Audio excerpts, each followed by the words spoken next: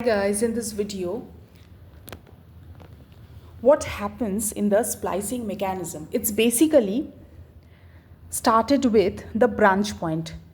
Remember, I have already told about the branch point which has polyadenylation signal A that is basically present at towards the 3' end of the intron 1.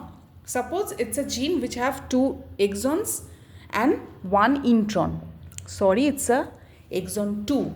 Okay, exon 1, intron 1 and exon 2.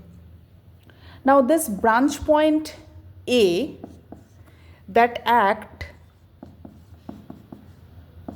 as a nucleophile attacker, something like that has free 2' OH which will attack the 5' splice site. Okay, first reaction is 2' OH, free 2' OH of the branch point A that will attack the 5' splice site. Okay, what happens due to this? Exon 1 with the free end that will be removed.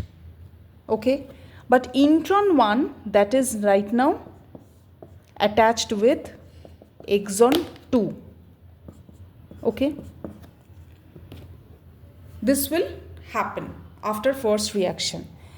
And what happens in the second starting of the reaction, that is the 5' splice site of the intron 1, 5' splice site of the intron 1, remember, that will bind to this branch point A in the starting of the second reaction.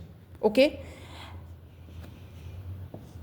so this will be the structure. So it means the 5' splice site that will binds towards its own sequence within its own intron. So it looks like this. Okay, now there is 3' OH that is generated in the exon 1 piece.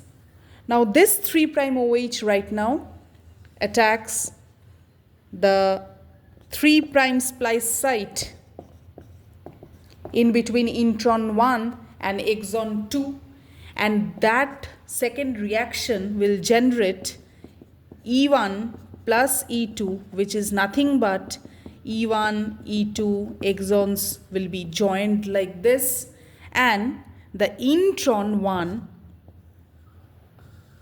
will looks like this. Now this is the lariat intron formed in presence of the spliceosome machinery in case of the bacteria, which is very, very important. In case of the bacterial splicing mechanism, lariat formed intron will be released after the splicing reaction, which is nothing but an SN, it's basically SN2 reaction.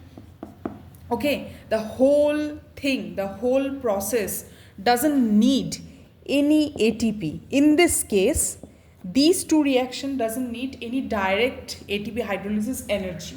But for spliceosome, which is basically enzyme, about 150 enzyme plus or protein plus RNA, will make a spliceosome complex, and they need the ATP hydrolysis energy to work efficiently.